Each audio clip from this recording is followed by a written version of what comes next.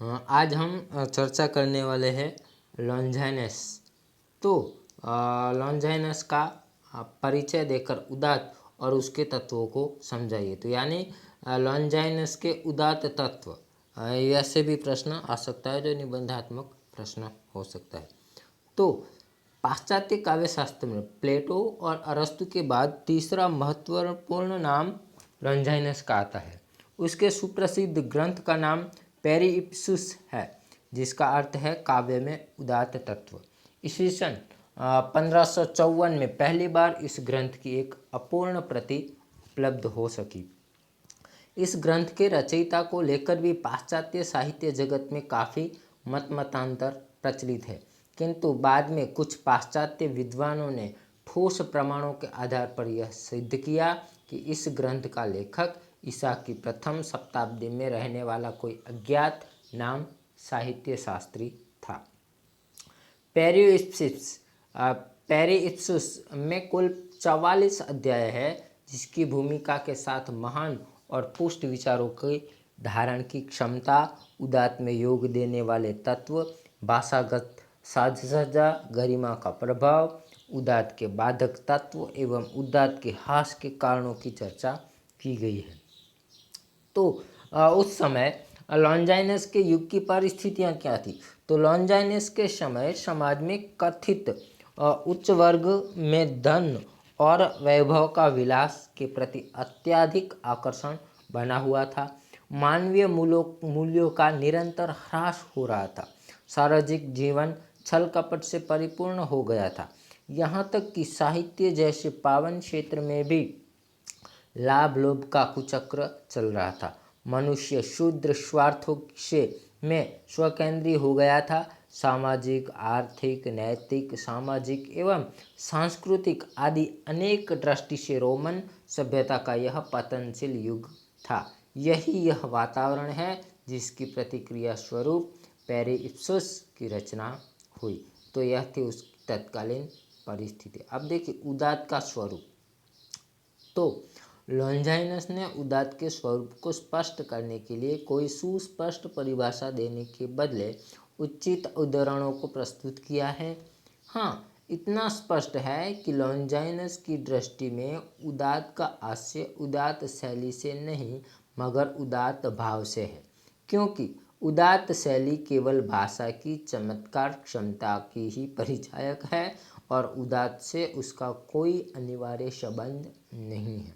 उदात्त का मूल आधार मनुष्य का भाव जगत है।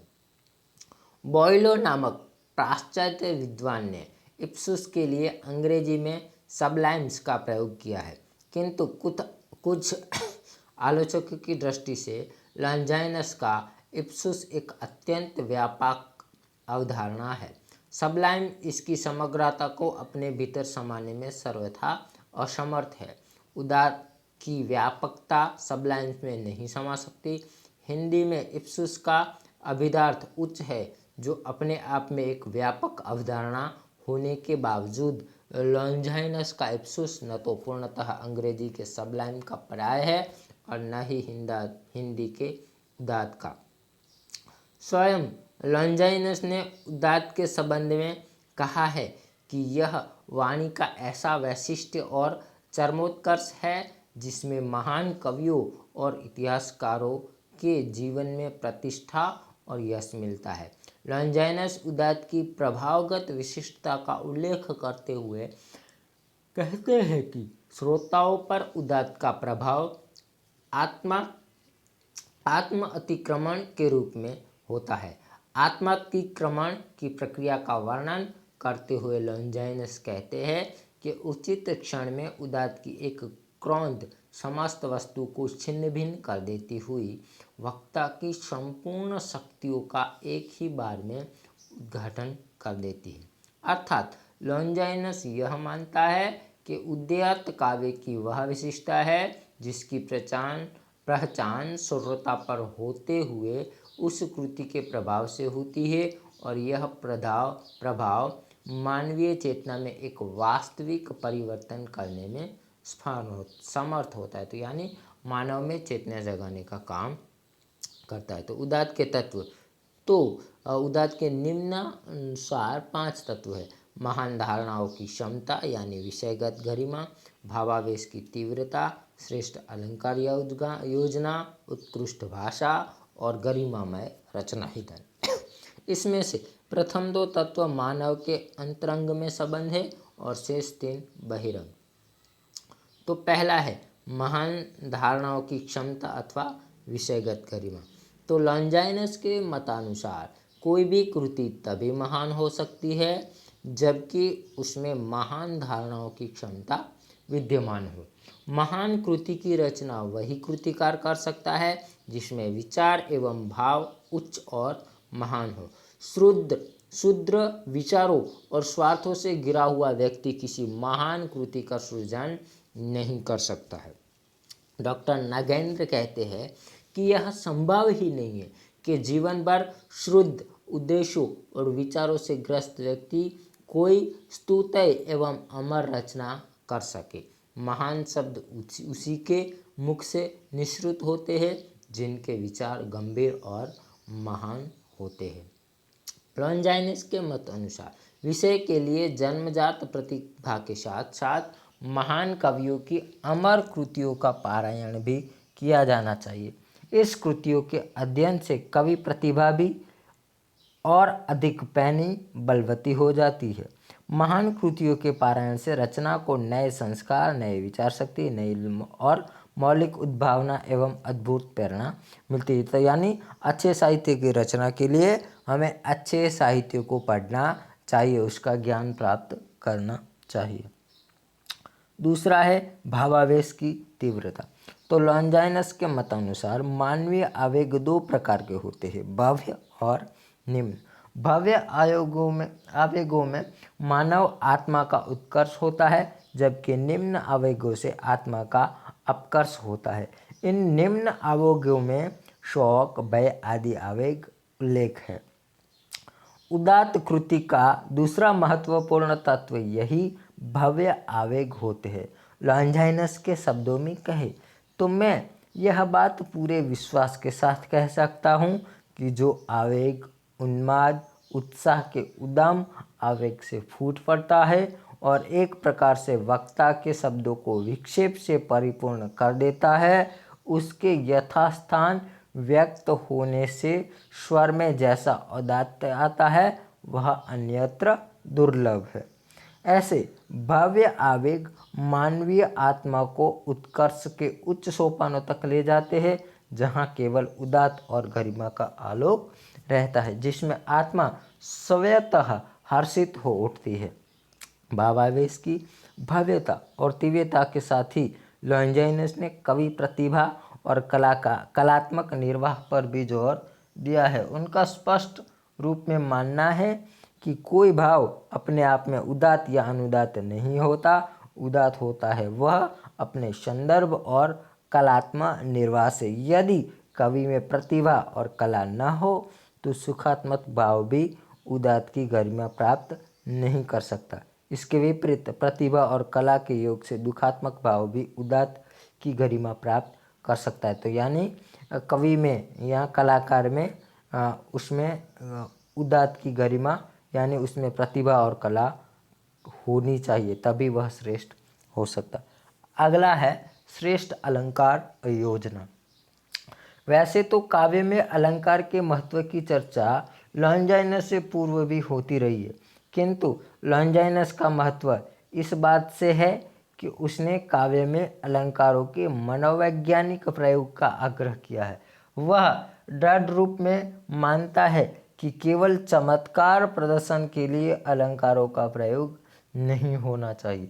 अलंकारों का आदर्श प्रयोग तभी होता है जबकि उनके प्रयोग से भावोत्कर्ष होता हो, आनंद की प्राप्ति होती हो और सहृदय झूम झूम उठता हो। केवल अलंकारों के प्रयोग से ही अलंकारों का प्रयोग नहीं किया जाना चाहिए। उनका मानना है कि अलंकार भाव उत्कर्ष का साध्य नहीं साधन है, अतः इनका प्रयोग अत्यंत सहज और स्वाभाविक होना चाहिए। यहाँ तक पाठक को इस बात का भी भास नहीं होना चाहिए कि अमुक पंक्ति अथवा अमुक पद में अमुक अलंकारों का प्रयोग किया गया है। संक्षेप में कहे तो अलंकारों का प्रयोग अत्यंत संयम और विवेकपूर्ण होना चाहिए। अलंकारों का प्रयोग करते समय स्थान, रीति, परिस्थिति, प्रसंग, पात्र और अभिप्राय का ध्यान रखना चाहिए। तो यानी कि अलंकारों का औचित्यपूर्ण प्रयोग होना चाहिए, उसकी अतिशयोक्ति होनी चाहिए नहीं, और विषयानुरूप होना चाहिए। उन्होंने अगला तत्व माना है उत्कृष्ट भाषा। तो लॉन्जाइनस का मानना है कि उदात्त भावों के वहन के लिए उत्कृष्ट भाषा का होना जरूरी मानते हैं। जिस प्रकार महान विचार साधारण शब्दों में नहीं बांधे जा सकते, उसी प्रकार हल्का और शुद्र शब्द विन्यास उदात्त भावों या विचारों का वहन करने में सर्वथा असमर्थ होता है। भव्य भाषा अथवा शब्द विन्यास अपने आप में प्रभावपूर्ण होता है, किंतु ऐसा तभी संभव है जबकि इस भव्य शब्द विन्यास में उच्च एवं उदात्त विचारों की प्रतिष्ठा की गई हो। यहाँ यह बात भी ध्यानदेय है कि लॉन्जाइनस अलंकार अथवा साज सज्जा विहीन शब्द विन्यास को उदात्त कृति के लिए सर्वथा अनुयुक्त मानता है।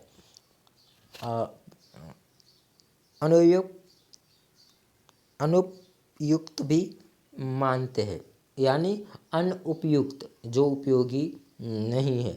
उनका स्वरूप स्पष्ट रूप में मानना है था कि प्रसंगानुकूल एवं विषयानुकूल होने पर ग्राम्य उचित कभी कभी सुरुचिपूर्ण भाषा की अपेक्षा कहीं ज़्यादा प्रभावशाली होती है। अलंकारों के प्रयोग को लेकर उन्होंने जिस विवेक और संयम का आग्रह किया है, वही आग्रह उन्होंने भव्य शब्द विन्यास के प्रयोग के संबंध में भी किया है। एक विद्वान आलोचक के शब्दों में लॉन्जाइनस ने बड़े बड़े शानदार शब्दों के अंधाधुंध प्रयोग का विरोध किया है। यह ऐसी बात है कि जैसे किसी छोटे से बच्चे के मुंह से किसी बड़े पुरुष का भयंकर मुखौटा लगा दिया जाए। भाषा संबंधी उनके चिंतन का सारांश रूप में कहा जाए तो वही भाषा अथवा शब्द विन्यास आदर्श कहलाता है जो मानवीय अनुभूतियों को उनकी तीव्रता और आवेग के साथ व्यक्त कर सके। तो यानी भाषा अच्छी होनी चाहिए। अगला है गरिमामय रचना विधान। तो लॉन्जाइनस के अनुसार कोई भी काव्य कृति मूलतः शब्दों का ही एक सामंजस्यपूर्ण समुच्चय है। जाने पहचाने शब्दों की विशिष्ट पद रचना हमारे मर्म को छू जाती है। काव्य कृति में शब्द पाठक या श्रोता के केवल कानों को ही नहीं छूती, बल्कि उनके अंतर्मन की अतल गहराइयों में उतर जाते हैं। इस प्रकार काव्य कृति का मूल आधार है सामंजस्य। यह सामंजस्य काव्य कृति को सुंदर, भव्य और उदात्त बनाता है। इसी सामंजस्य का विश्लेषण करते हुए लॉन्जाइनस मानव शरीर के विभिन्न अवयवों में विद्यमान सामंजस्य का उदाहरण प्रस्तुत करते हैं। उनके मतानुसार मानव शरीर में विभिन्न अवयव तभी तक सार्थक है जब तक कि वह सबके भीतर एक प्रकार का सामंजस्य बना हुआ है, अन्यथा हाथ या पैर, आँख या नाक अपना अपना अलग अस्तित्व रखते हुए भी निरर्थक है। दरअसल शरीर में समग्र रूप में भीतर तक ही उनका मूल्य है, उनका बाह्य नहीं। ठीक यही बात काव्य कृति के रचना विधान पर भी लागू होती है। रचना विधान तभी गरिमामय हो सकता है जबकि भागवत विचार, उद्देश्य आदि और शैलीगत, भावगत यानी विचार, उद्देश्य आदि और शैलीगत यानी शब्द, छंद, अलंकार और सौंदर्य आदि तत्वों के सुभग समन्वय, सामंजस्य और एकान्विति हो। ऐसा सामंजस्य ही श्रोता अथवा पाठक को पूरे सामर्थ्य के साथ झंझोड़ सकता है। लॉन्जाइनस के शब्दों में वही काव्य कृति उत्कृष्ट है जो पाठकों को एक बार नहीं वरन बार बार उत्तेजित और उद्वेलित कर सके, जो विभिन्न पेशे, युगों और भाषाओं के मनुष्य को बार बार पढ़े या सुनी जाने पर प्रभावित कर सके। इस प्रकार लॉन्जाइनस ने उदात्त का साक्षात्कार एक ऐसी कलात्मक शक्ति के रूप में किया जो मनुष्य के संपूर्ण व्यक्तित्व को दुर्निवार रूप में प्रभावित करती है और वह अपने उसको ऊपर उठाती है, प्रोत्साहित करती है और उसके गहरे छिपे संवेदनाओं का पोषण करती है। इस उदात्त गुण के कारण पाठक की मनस्थिति आनंद की उदात्तता के आलोक से चमक उठती है। वह वास्तविक संसार से ऊपर उठकर एक ऐसे धरातल पर पहुंच जाता है जहां केवल आनंद की उदात्तता रह जाती है। साथ ही मजे की बात यह है कि उदात्त कृति के पठन पाठन से आत्मा अतिक्रमण की यह प्रक्रिया आकस्मिक और अप्रत्याशित होती है, किंतु उसका आनंदात्मक प्रभाव स्थायी और दूरगामी होता है। तो इस प्रकार उन्होंने जो यह भाव माने हैं, उदात्त के तत्व माने हैं, तो उन तत्वों में कुछ बातें जो है जो उसमें बाधक है तो दोष है तो उसकी भी चर्चा की है। तो लॉन्जाइनस ने उदात्त के शैलीगत 4 दोषों को बाधक माना है और उनका विवेचन किया है। पहला है शब्दांबर। तो यानी शब्दांबर में लॉन्जाइनस का आशय है दुरूह और क्लिष्ट शब्दावली के प्रयोग से है, जिसके कारण कवि और पाठक के मध्य संप्रेषणीयता नहीं रहती। तो यानी दुरूह और क्लिष्ट शब्द का प्रयोग नहीं होना चाहिए। दूसरा है बाल्यता। बाल्यता का आश्रय है बचकानेपन से। सस्ते और बचकानेपन के शब्द महान कृति के लिए अवरोधक तत्व है। बैतुकी और काल्पनिक उड़ानों के कारण काव्य कृति की महत्ता बढ़ती नहीं बल्कि घट जाती है। लॉन्जाइनस के शब्दों में लेखक जब असाधारण, अतिरमणीय और अधिक मनोरंजन होने की कोशिश करते हैं तो इस दोष के शिकार हो जाते हैं। बाल्यता के दोषी के साहित्यकार अथवा कवि केवल पांडित्य प्रदर्शन में प्रवृत्त रहते हैं। उनकी एकमात्र चिंता पाठक या श्रोता पर अपने पांडित्य का सिक्का जमाने की होती है। तो यानी वह बाल्यता नहीं होनी चाहिए। अगला है भावाडंबर। भाव आडंबर दोष वहाँ होता है यहाँ संयम के स्थान पर असंयम और खोखले आवेग का प्रदर्शन होता है। यह आवेग स्वाभाविक न होकर वैयक्तिक होता है, अतः थका देने वाले और उबाऊ होता है। ऐसी वैयक्तिक और सस्ती भावुकता का अनियंत्रण प्रयोग उदात्तता के लिए हानिकारक है। चौथा है नवीन की खोज का आडंबर। यह एक प्रकार का शैलीगत दोष है। यह दोष केवल एक ही कारण से उत्पन्न होता है और वह है विचारों की अभिव्यक्ति की नवीनता की खोज, जिसके पीछे कुछ कवि बुरी तरह पागल होते। नवीनता की खोज के पागलपन में वह काव्यगत सहजता को खो देते हैं। तो यानी ज़्यादा नवीनता भी होनी चाहिए या लाने का प्रयत्न करना चाहिए नहीं।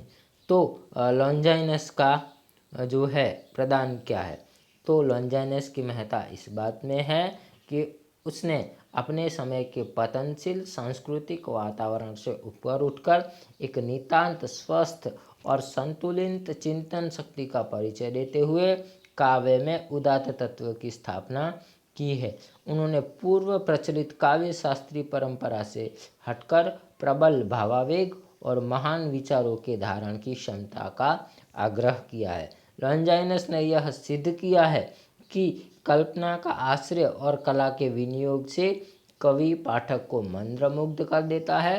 परिणामतः पाठक संसार से ऊपर उठकर ऐसे धरातल पर पहुंच जाता है जहां केवल आनंद की उदात्तता ही राज्य होता है। तो इस प्रकार लॉन्जाइनस ने आपने जो 5 तत्व है और जो उसमें जो बहुदोषपूर्ण है तो उनकी भी चर्चा की है। तो इस प्रकार उन्होंने उदात्त के तत्वों को हमारे सामने रखा है।